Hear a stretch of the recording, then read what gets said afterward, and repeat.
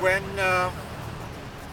this is Sunday, and every Sunday I call my mother, and she asked me what I was going to do, and I said I was going to be talking about neurology and biology at Occupy Rochester, and my mother said, well, what does neurology and biology have to do with the Occupy movement?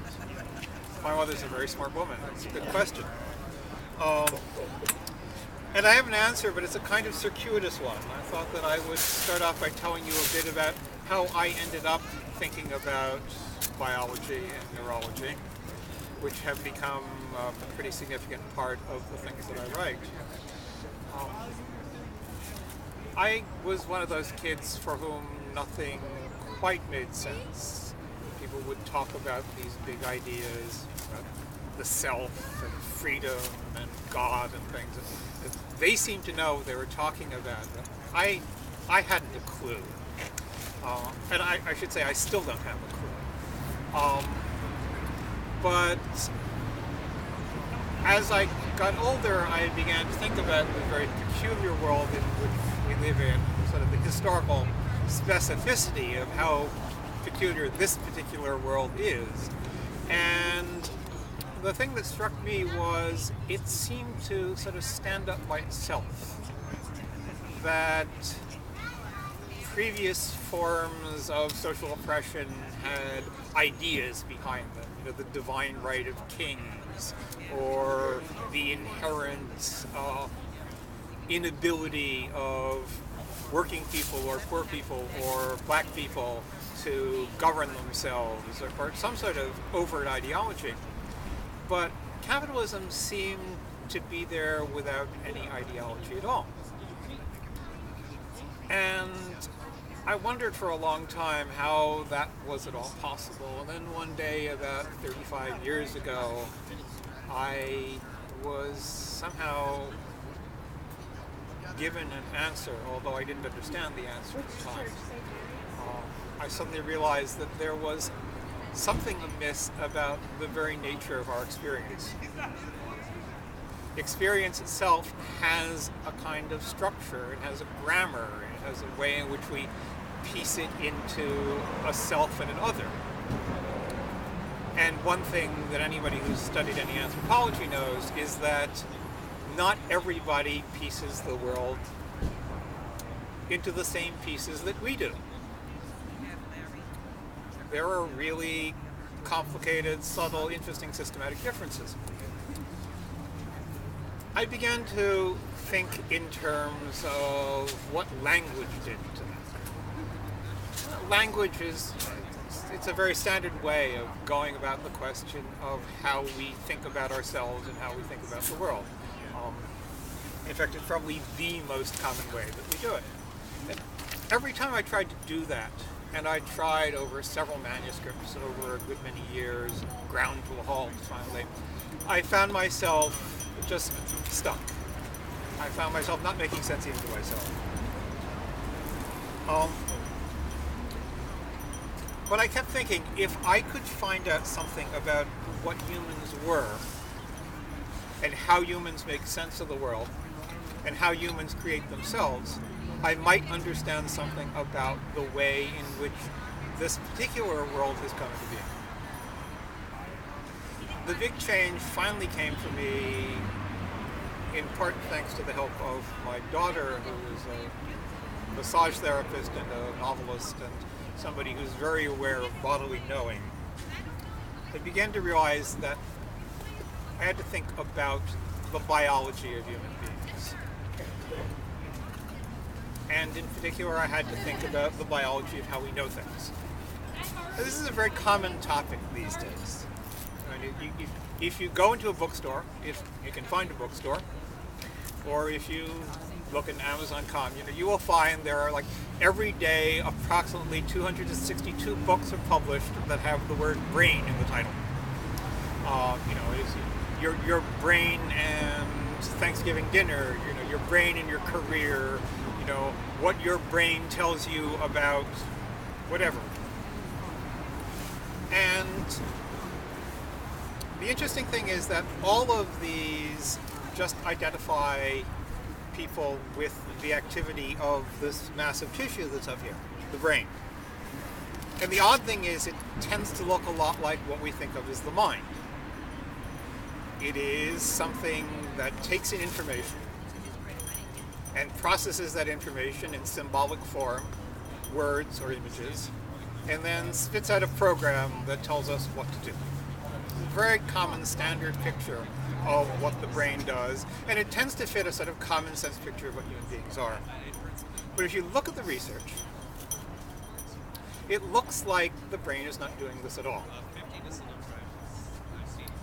The brain is actually doing all kinds of other weird things, and the image that we have of ourselves as being in charge of ourselves and running our lives begins to seem more and more dubious. There is, for instance, the work of a man named Benjamin Libet, which has recently been confirmed and refined. Libet came up with what looked like really strong proof that we start doing something before we make the decision to do it. In other words, what appears to be our conscious resolve is a reflection of a completely unconscious process. We're already on our way to raising our arm before we even think of raising our arm. And Libet tried to back away from this, and Dan Dennett and other people have criticized it all to hell. But the results are there, and every time somebody runs a more sophisticated version of the experiment, they come up with the same results. We also find that our possession of our own actions is something which is completely unreliable.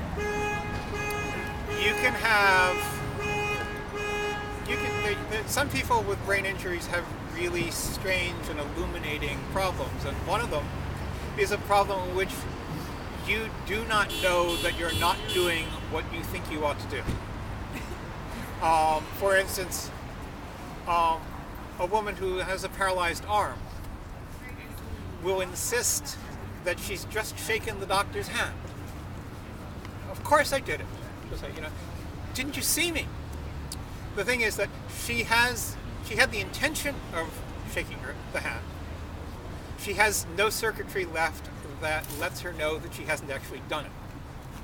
And it turns out that, at least according to the work of a man named Daniel Wenger, that those things that tell us what we do are completely separate from those things that tell us what we want to do.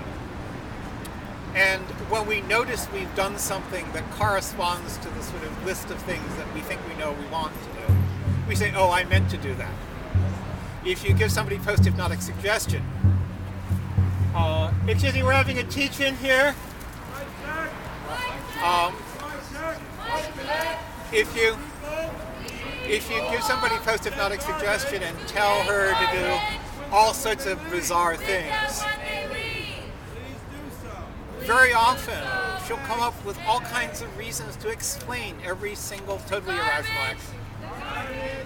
We have to have this image of ourselves as ideal agents. We have to believe we're in control. But we are not in control. We have to believe that we make our decisions rationally. But in fact, if you get rid of that part of the brain that signals an emotional state to your attention, the decisions you make never work. What issues in a decision is an emotional need.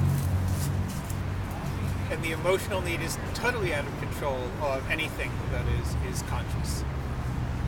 There are things that consciousness can do that's probably going to go beyond what I could talk about today. The thing is, the conscious mind that we identify with is always a few seconds late, or a few milliseconds late, and is always, or almost always, doing very little more than confabulating reasons for things that we're going to do anyway. We think of it as the governing center. We think of it as the legislature and the executive of our lives. And in fact, I was once at, of all things, a yoga center, and there was a PowerPoint presentation. A horrible thought, a PowerPoint presentation at the yoga center. And the first slide was the brain, and it said, "My CEO." In fact, it's more like a newspaper. and just like a newspaper, it usually misquotes what's actually going on. Now, a lot of this is known to people who do public relations and people who do psychology and people who do social psychology and so on. And it's often taken as proof of why we need to control the people. Because people are actually just sort of crazy and irrational. They live by their feelings. They don't guide themselves by reason. They just fool themselves into thinking they guide themselves by reason. And so, it looks like it can be some sort of form of social control, or an excuse for some form of social control. We're not actually the independent, rational actors that we think we are.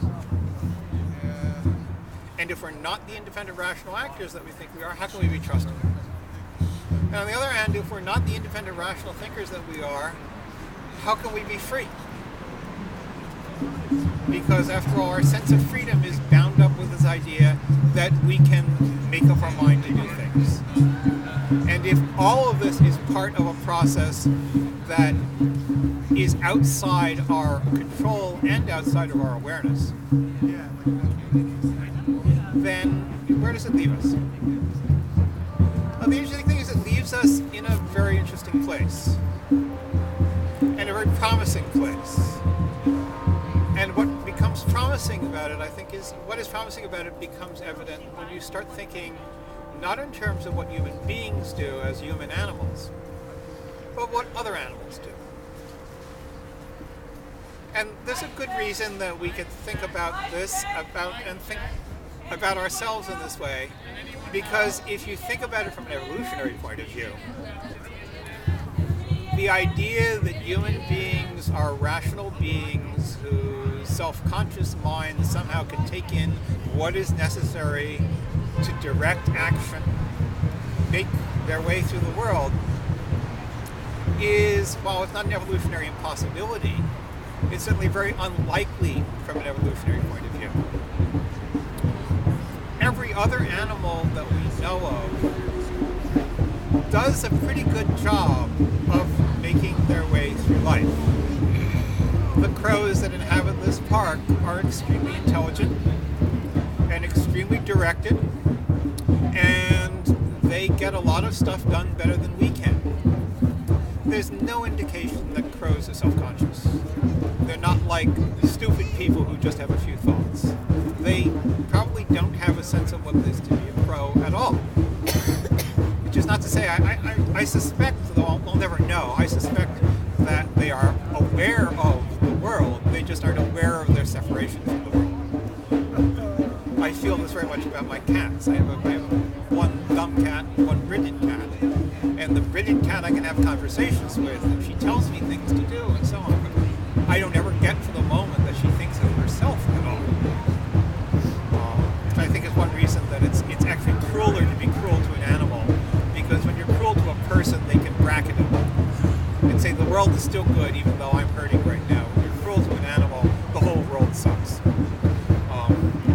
That's an aside, I guess. But intentionality, knowledge, go down to the simplest of organisms that we can look at. You can take a look at the state of the simplest of bacteria, and you can tell something about its environment. Amoebas, apparently bacteria can tell. I haven't seen the research, but amoebas become habituated. I didn't know this until I started researching my last book, but amoebas have a front and a back. You wouldn't know that. They look the same to to us. Apparently they don't look the same to other amoebas. And if you poke an amoeba in the back, it'll skitter away. It'll get away from the needle. Because, after all, it might be a danger. But if you keep poking the amoeba in the back, after a while it'll give up. It'll say, been there, done that. You know, I know this needle prick doesn't mean anything. Now, of course, it's not thinking that. But it knows that. It has some way of comparing the needle prick that it's just gotten with the needle pricks it's gotten before. And it changes its internal state. It knows things, and to a certain small extent it can learn things. And that's not surprising in a way, because even an amoeba is a very complicated thing. We think of it as a single-cell organism, but single-cell organisms are in fact communities. They are combinations of bacteria of different sorts that sort of organize themselves together to survive the first great ecological calamity in the history of the world, which was when we began to get the toxic and corrosive element of oxygen in the atmosphere. And it started killing off anaerobic bacteria in large numbers because they couldn't stand the oxygen. They would basically combust. So some of them got inside membranes that kept the oxygen out. There's all kinds of stuff going on inside the simplest organisms. Now, what these organisms do is they coordinate their actions with the environment. They're locked with the environment, and the environment, of course, is constantly varying because it's the product of all the other organisms that there are. So what you have in the biological world can be seen very profitably as a group of organisms that sort of define each other's activity. They're not pitted one against the other, although those negotiations sometimes take the form of eating one another. They don't always. But they do define each other by their reactions to each other, and their internal state evolves simply to maintain their structure through all the interactions it has with each other, with all the other organisms, and with the environment that they're making. They change at different paces, and the environment changes very slowly. Obviously, when an amoeba comes up against its prey, the environment changes very quickly for the prey. But if you look at things in the sort of long term, you have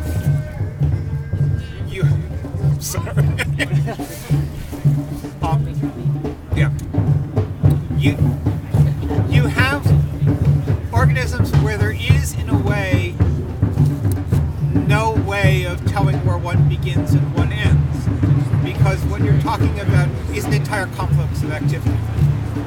Each one of them is a kind of node in that complex. And that's the way it seems that all animals operate. There are various ways in which, much more sophisticated ways in which they are aware of and are enmeshed with the environment in which they find themselves. But you can tell from the beauty and the perfection, the grace and the spontaneity with which they respond, is that they are deeply, profoundly, and very subtly attuned to everything that's going on around them, at least insofar as that is necessary for their continued survival. And there's no reason to believe that human beings are any different from that. The funny thing is that human beings don't sense that. But we happen to have ways of interacting with each other that even, in fact, go beyond what non-conscious animals or non-self-conscious animals have. of the most important is we have a system called the mirror neuron system. I don't know, has anybody heard of mirror neurons? I will. Thank you.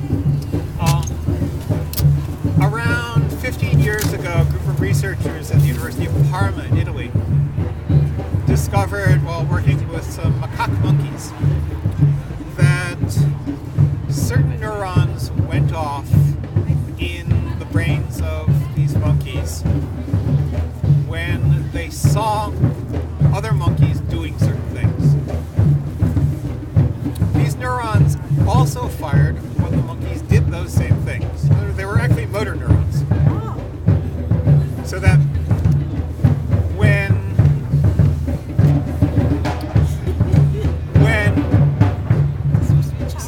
a monkey sees somebody picking up a banana, some of the same nerves fire as would happen when she picks up a banana. Now, the monkey doesn't do this when she sees a machine pick up a banana. It's actually very specific to another monkey doing it. And it turns out that there are other neurons that do this for other ways of activity, for other forms of activity. Certain neurons go off when you hear certain activities, when you smell certain activities. Certain intentions seem to be reproduced in our brains, just as it's a kind of pallid, faint, sketchy version of what happens in our brains when we have those intentions. None of this is conscious. None of this makes sense as feeding into a kind of information processing model of the brain or the mind. But it does make sense if you think of the entire nervous system as doing something else, as carrying on the same kind of coordination work that other biological systems do. And in fact, the simplest nervous systems do this. If you look at the hydra, for instance, which is a little thing that has wiggly tentacles, it has just a mesh, and the mesh does nothing except to sort of communicate to each part of the hydra what any one part of it is feeling. And the brain, for us, which we think of as the seat of some special function of the mind, is in fact much more of a coordinating device than it is a thinking device. And the mirror neurons are part of that coordination system.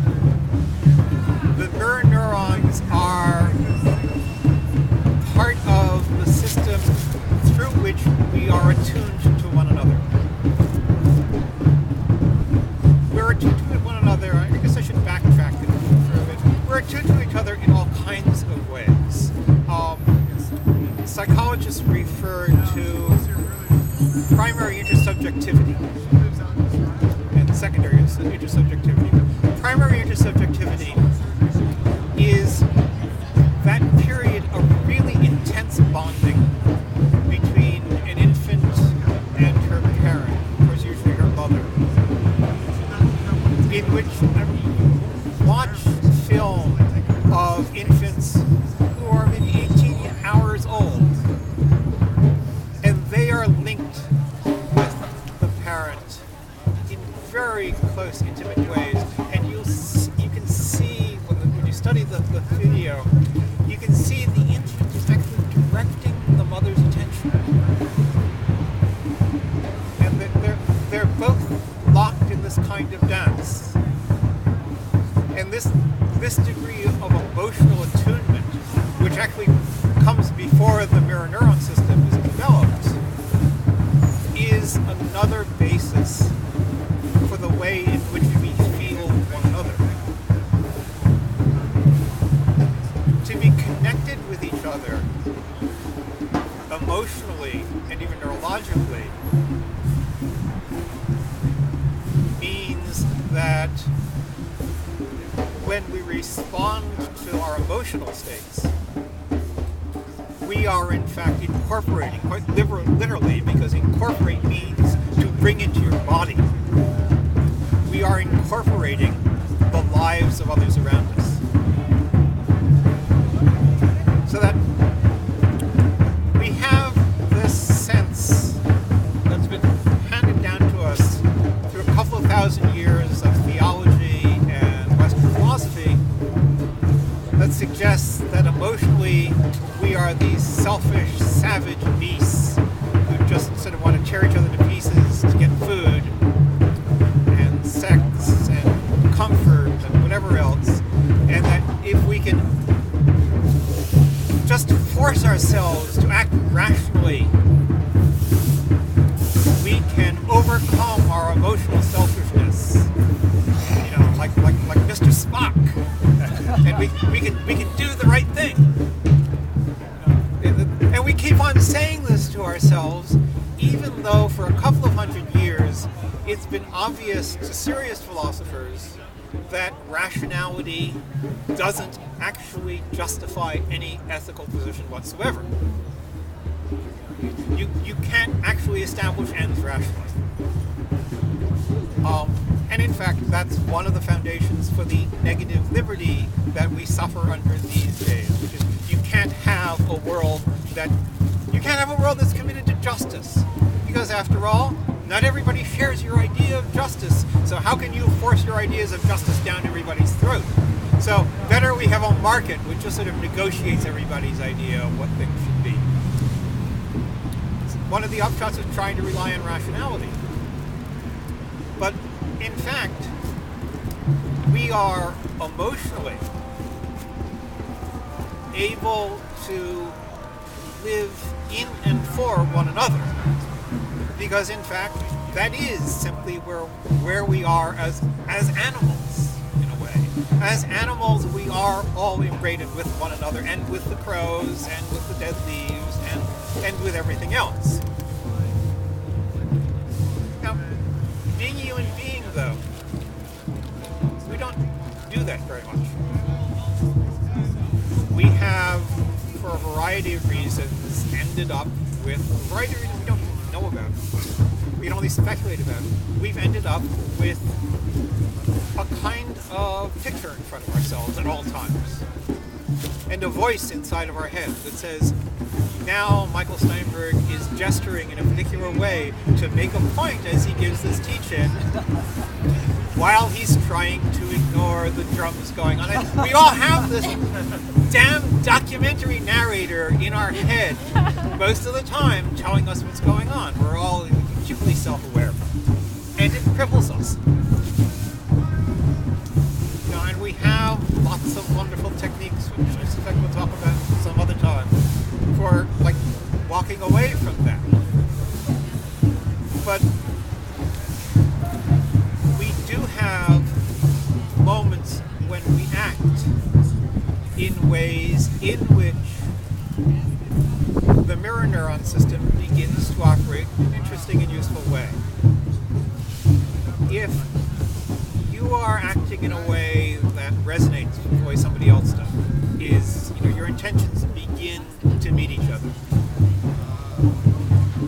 You begin to echo each other neurologically. You actually begin to tune to one another.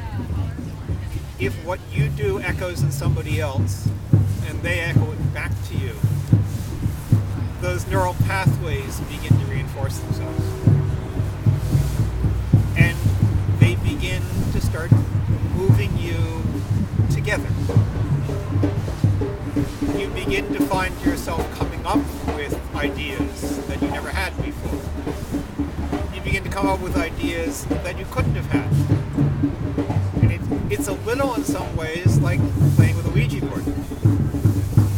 Where I assume all play with a Ouija board. I don't know if the Ouija board is, the French word is planchette. It's a little, it's a little platform, usually with a plastic window and a pin on it. And you have a board with letters of the alphabet on it. Bullet. What? Bullet. Okay.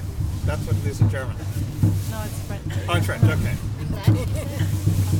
I think so, but yeah. Okay, well, fourchette is what I always thought that they're referring to. And if you're all holding it, you begin, you ask it a question, and you spell out things. And sometimes they're funny, and sometimes they're weird, and sometimes they're very spookily accurate. The fact is that you're all sort of not trying to move it, but what you're doing is you're all responding to the intentions of everybody else moving it. And you begin to start spelling things as your thoughts coalesce. In something in the same way, we've all, I think, had this experience of working in a group. When out of the group, suddenly you're all on fire. And things happen. And everything is effortless. I'm not going to go into why that doesn't happen. That's another lecture. Why that doesn't happen very often. Self-consciousness is a really tricky thing. But it does happen. And it's out of this, and it's out of those kinds of experiences that people have traditionally built ways of thought, ways of acting, ways of being. And that's what is so interesting about consensus and about building a movement, not so much over issues and ideas about which people can agree or disagree in a rational way,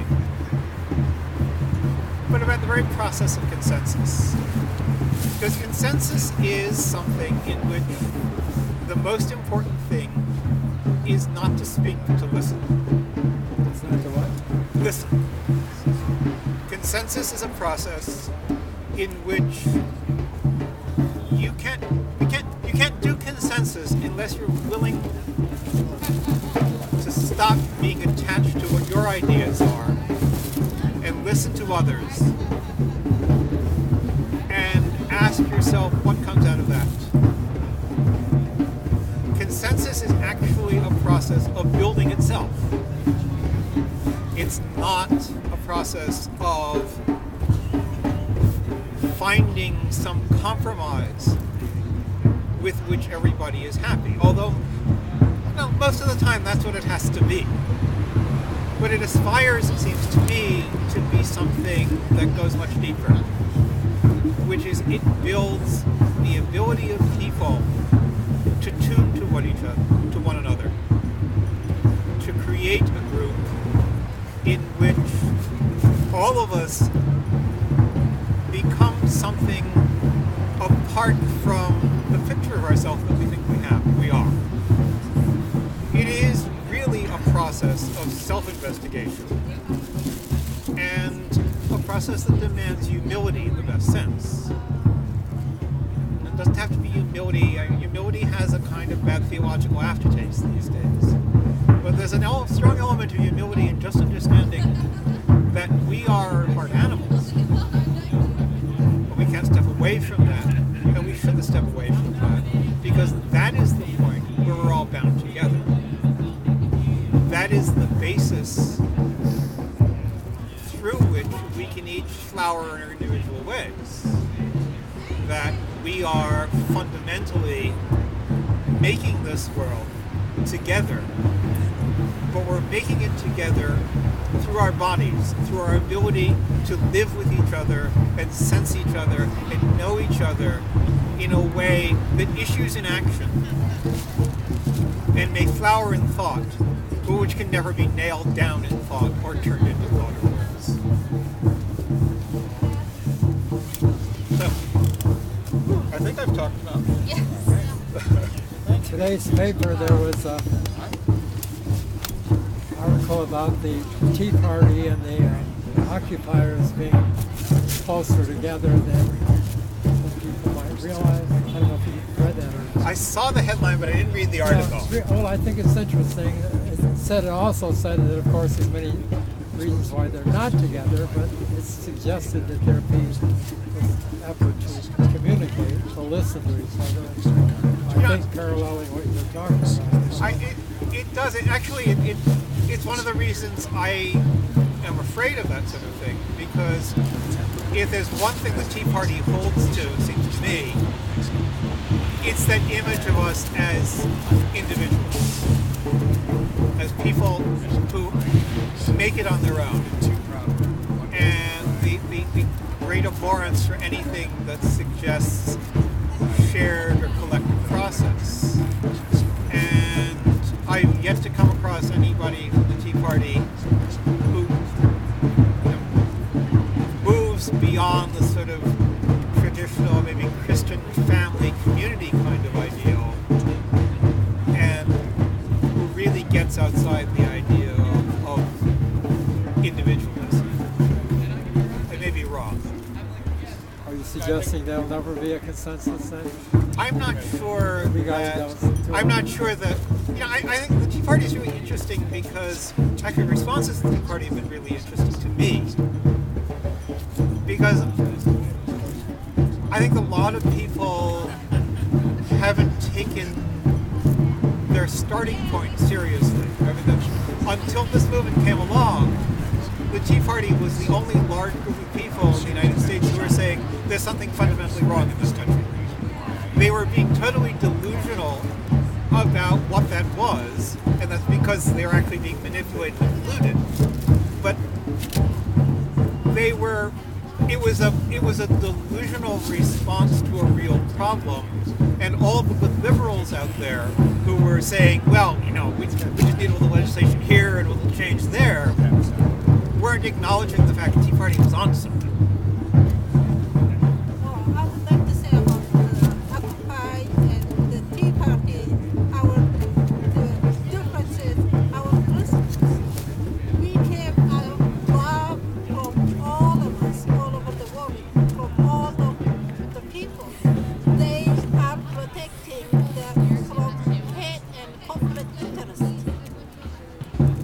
And so we are here for, like he was saying, neurology. We came out of love for all of us. We didn't say certain group of people. We didn't say we should be, you are your own. We say we are with you. And yeah, we embrace all humanity. They came as, different angles. That's how I see it. Maybe I might be wrong. From now on. I would agree with that, but I would say that connecting hers to yours, that they were protecting those interests because they found those interests as extensions of self-interest, of self-ownership, of the ability to do things and become what they were. And that comes out of the self-identity, the individual being for themselves and being able to act for themselves, which is, I think, what we're arguing against as not arguing against, but saying is not, essentially, as an argument here. So, I have, over many years, had workshops on how to do consensus, and it's always based on technique.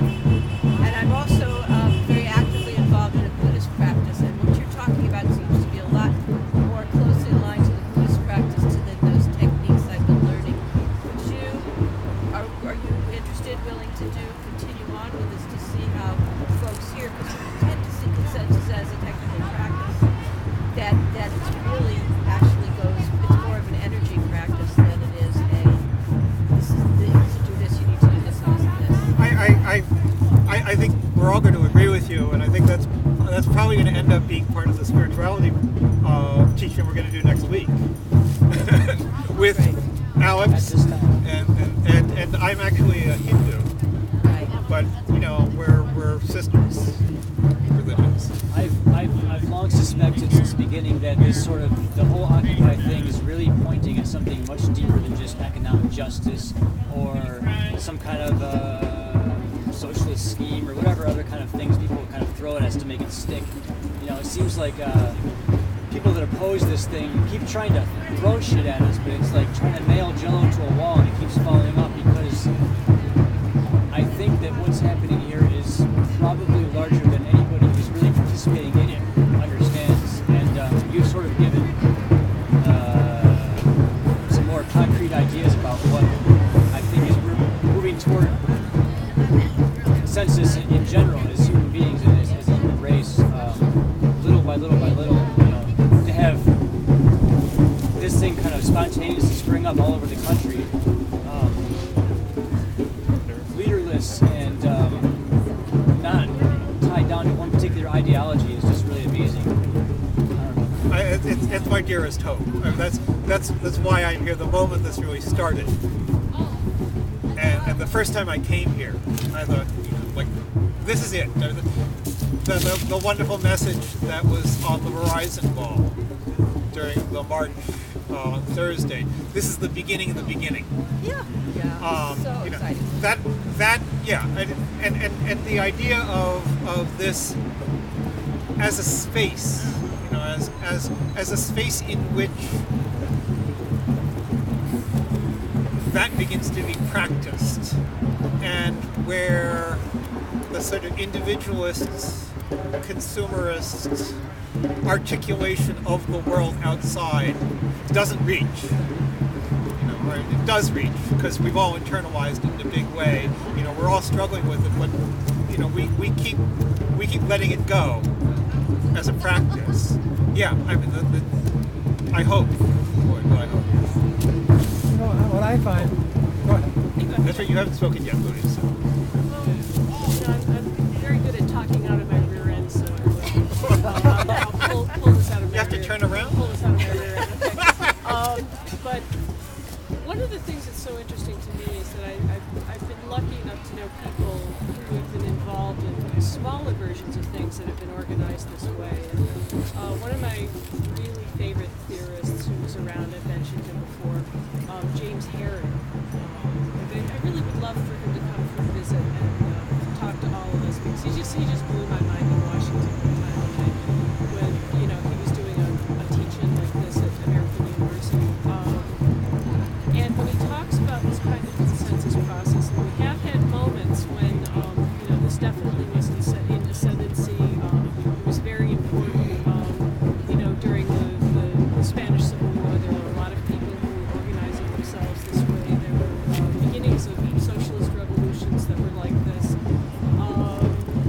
And his feeling is that this is actually the natural way of things. That people self-organizing is actually the way it's supposed to be.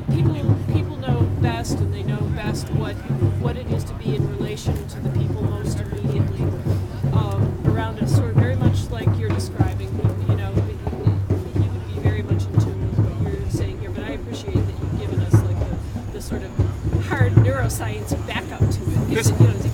This is actually. Oh, go ahead. So one of the, I think to myself, okay, so it's happened in a big way before. Now it's happening in a really big way. I don't think there's really anything that was bigger than this than maybe the labor movement. And my feeling is that these sort of power over things that we've had, in the past, and then they convince us that it's the divine right of kings or whatever, they come up with some sort of reason for why, sketchy reason for why, we need to have somebody, one person running things, has always been a function of technology. When people were able to grab that kind of power before, it's because they had the best military technology or whatever. Later on, they had other forms of technology, information technology, that really sort of was held by just a very few. And I really feel like it's in no small way having to do with the fact that our information technology works in a very egalitarian way. That has got something, that is so integral to how that, it's like a world neurosystem. It functions that way very, with great equality. But I haven't talked to James since this all happened, but I'm just really waiting for the opportunity to talk to him to say, hey, what do you think? Because he'll just be like, yeah, this is what is supposed to happen. And his writing really predicts this and talks about, because everybody's like, well, how's that going to work? What are we going to do? How are we going to organize things if we don't have people telling us what to do? And he's got the whole thing. He's got to work just like this. And here's an example of that. And well, how do countries talk to each other? And it's like, well, we have something that's kind of like that now. He's just got all these explanations for like how to do it. What is it going to be like? Ultimately, people get a little trippy worked up because they think, they want to have that plan mapped out for them beforehand before they even like make a move. Whereas this is really like, no, this is a process, and not only is it a process in the doing, it also has very much to do with what is the situation on the ground. It's a little different here than it is in Buffalo.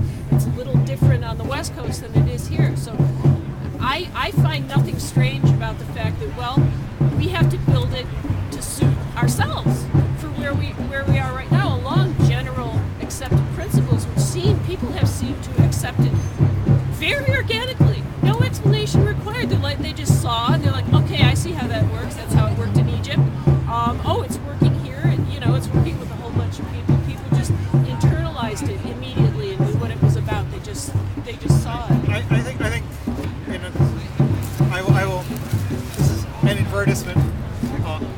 I'm an historian, and while I think that the technological aspect is interesting and maybe significant, there is something peculiar about the West, about European culture, and there is something peculiar about Christianity.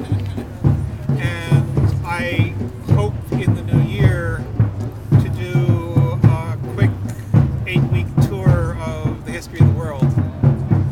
Yay. With this as the theme. Where are you going to be doing it? Probably someplace indoors, close to here. I'll draft a proposal for the GA. The totally immodest title would be "A Walk Through History with Michael Steinberg." But I think that we're finally at the point where that world can finally come to an end. And I think that the modernity of the modern world is a joke. It's entirely in bad faith. It's based on the suppression of the Enlightenment self-critique, which is actually the time when Europe opened most to India, curiously. And I think at some level we all know it's fake, but we were eating too well off it and off the rest of the world for anybody to care too much. But now that we're not eating so well, I think it's probably running its course now, and it's more obvious that the emperor has no class. So there are always. It's what keeps historians in business. If anybody ever paid historians, it's what would keep historians in business. There are always at least 6 different factors in any major historical event. So I think the time is right for this. You had your hand up before. I think what's interesting is the automatic divisiveness that comes into play with any movement, whatever. I remember back in the 60s, you can identify with this, don't trust anybody over 30. If you walked into a place and you had a suit on, you were automatically in another camp or something. The police were pigs, this or that, this or that. And I don't know how you can overcome that to concern yourself more with what you would automatically believe in. What I'm going to say next is not me being a religious person, but when they throw out the term, what would God say? Now, I'm not on a God kick here. I'm just trying to make a point. I think you would find that the people who theoretically believe that they should take care of the needy, etc., that the two different versions would not be that far apart. And it seems like people get caught up in the division as much as they get caught up with trying to create their own version of what they would call unity. No matter what, it's always we against them. Oh, it was even worse than that. And you see it, and it comes about as almost as it kicks in automatically, and you can even sense it sometimes right here. Oh, and did you ever see Monty Python, The Holy Grail? The Life of Brian. Yeah. The Life of Brian, where and I'm just sort of heat up with the People's Front for the Liberation of Palestine and the Palestine Liberation Front. They both break into Herod's palace and they kill each other because they're fighting with each other. That was everybody. We all lived through that in the '60s. Those of us who lived in the 60s. I don't want to step on toes here, but I remember hearing about something where an incident happened here, and I said, "Did you call the police?" And the answer was, "No, we can take care of ourselves." And that's all fine and dandy, but why? I'm thinking to myself, why is it that all of a sudden you have this schism, this division here? That I see you nodding to what I'm saying. Why are you expecting everybody to have it down right now? No, I'm not. Yeah, that's the thing. It's No, going to be a I long have my process. own problems with it. Yeah, no, I'm not preaching.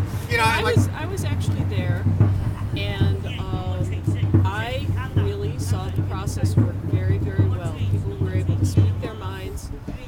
They were able to honestly speak their feelings, and they stayed there and they worked on it until they got close enough together that everybody could be comfortable. And the sort of denouement of the situation in the morning was that the people who were most uncomfortable, they were fine. They were absolutely fine, and the relationship that was in question sorted itself out beautifully. I think I was never so proud of the people in Rochester and what they came up with. And there are going to be times when they make mistakes, where everybody makes mistakes.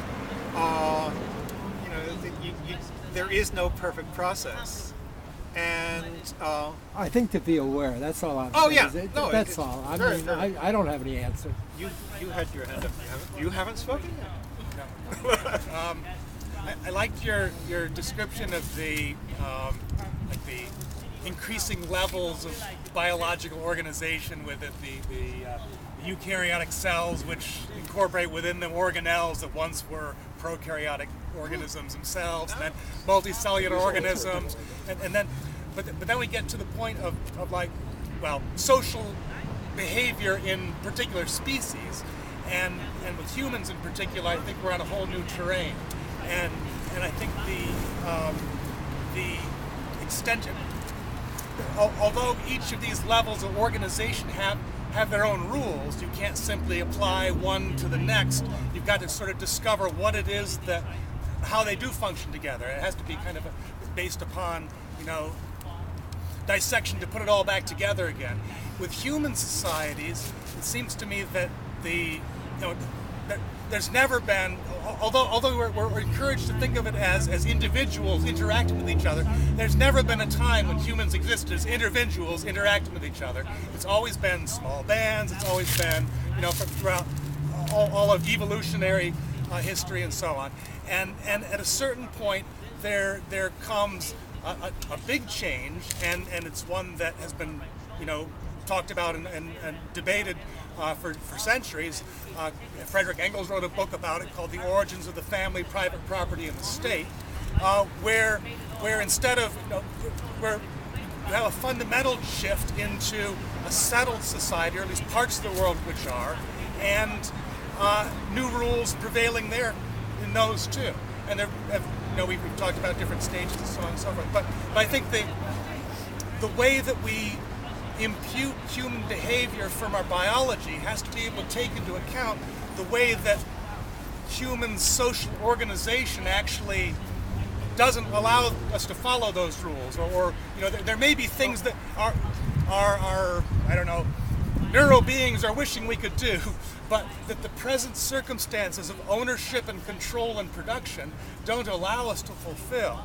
And I guess part of the reasons for what this movement is about now is beginning to break through those limitations and talk about how the limitations, for instance, of the way capitalism and the way that certain people own and control what gets produced and how it's distributed has now turned into a crisis for the entire planet, basically. I mean, you can go one after another. No. So, in fact, this my work actually all came out of one of the working titles for one of the early versions of the book was Ideology and Consciousness, and the fiction of a thinkable world is subtitled Body, Meaning, and the Culture of Capitalism. But and I am interested in the fact that capitalism seems self-evident. And I started with that and didn't go back to it, though that will be something that I would definitely be talking about next year. Engels was an interesting try, and of course owes a huge amount to another Rochester lawyer. Yes, Lewis Henry Morgan, one of the creators of anthropology, with a lot of help from the Iroquois. And the development of hierarchical societies with agriculture is extremely important in understanding how we got to where we are.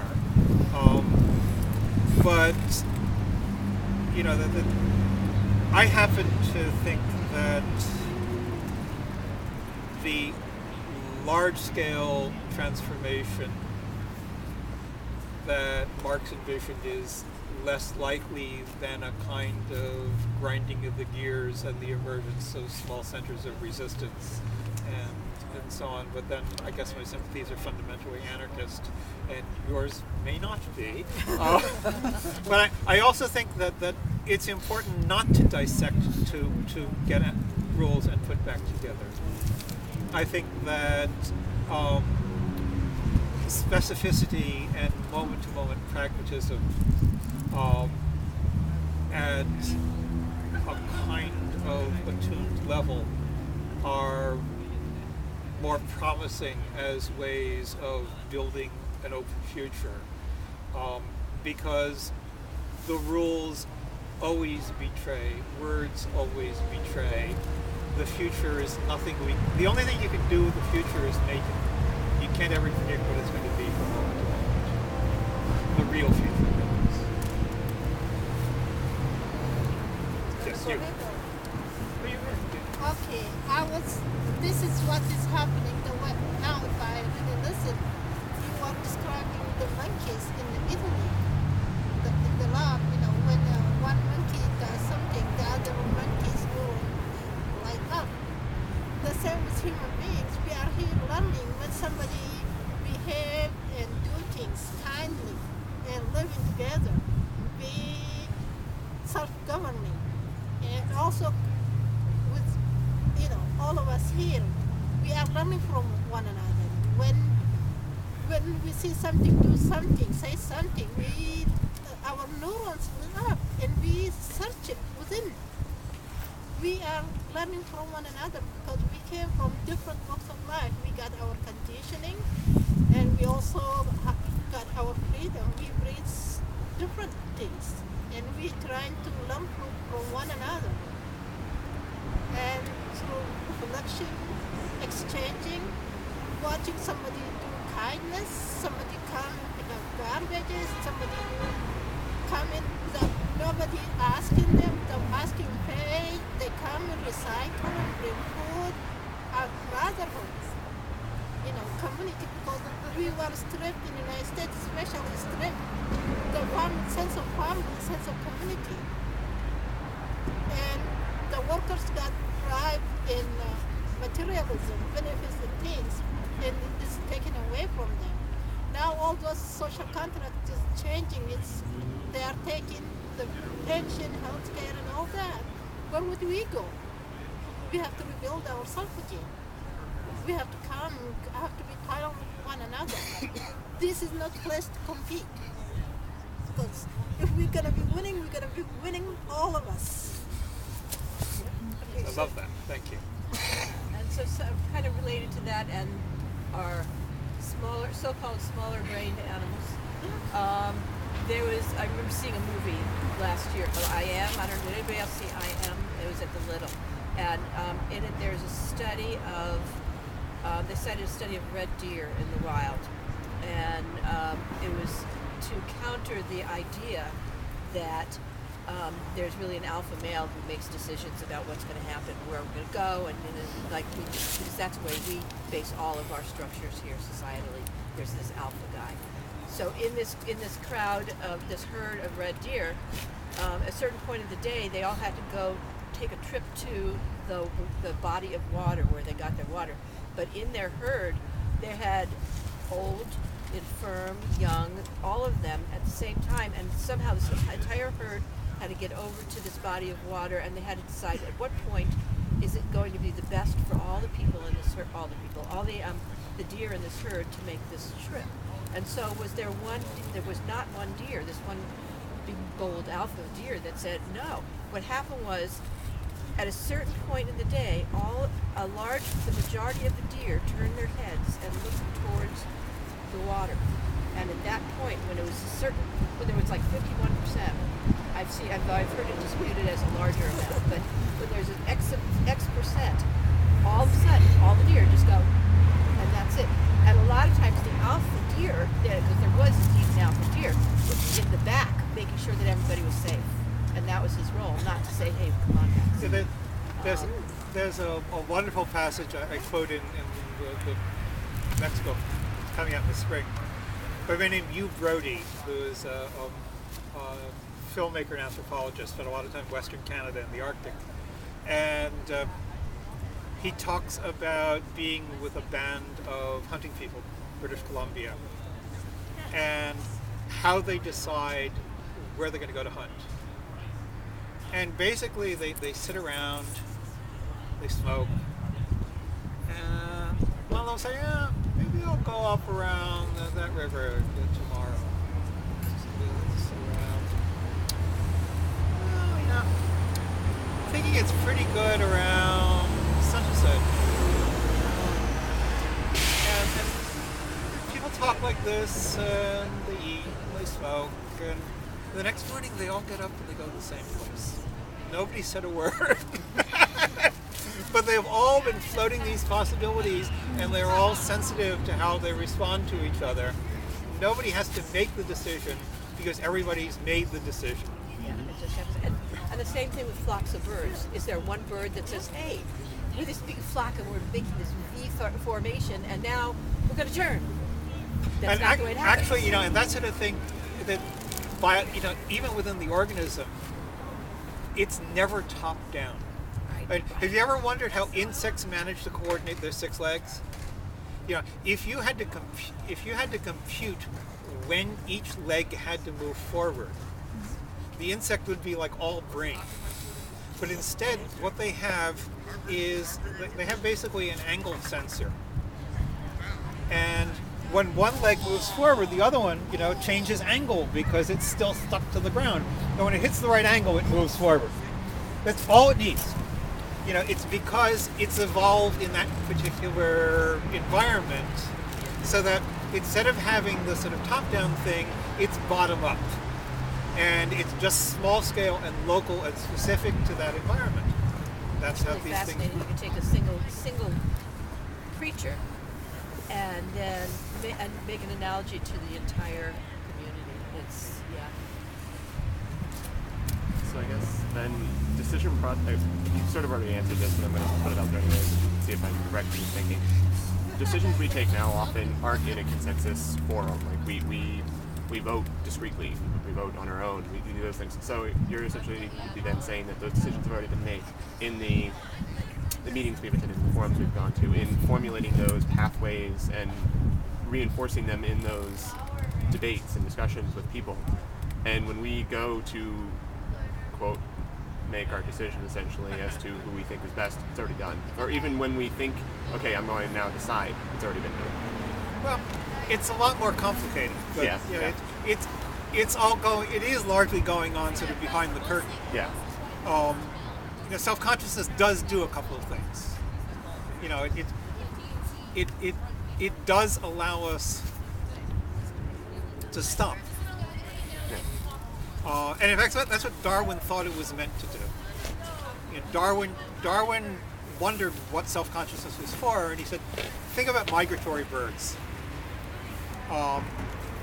Every fall in Britain, there were reports of birds that that had their young late in the summer, and all of a sudden they fly south because the need to migrate was so great that it overcame, they weren't paying attention to the young screaming for food, and the young starved to death. And Darwin said you had to find some way of balancing these needs. And that's what self-consciousness is for. It's sort of like, the example I use is like a businessman on a trip who puts a picture of his wife and kids next to the bed before he goes down to the bar, to sort of remind himself that there's something more important than. But the idea that we're able to choose rationally by weighing pros and cons in some sort of open process, it's almost always, if not always, our gut telling us which way to go, and it seems to me the most ethical thing you can do is learn to tune your gut. I've actually heard, to your first part of that, I actually heard things recently on that same line, that our greatest capacity is our ability to essentially stop and not react immediately, but to let the process go on a little longer until we act. Yeah. Yeah. Really, really important. That's a great lesson. It takes all life. How many years? Well, how many lifetimes does it take? Right. Can take a lot. If I knew that, I wouldn't be making one mistake. Well, thank you all very much. I think it was a great conversation.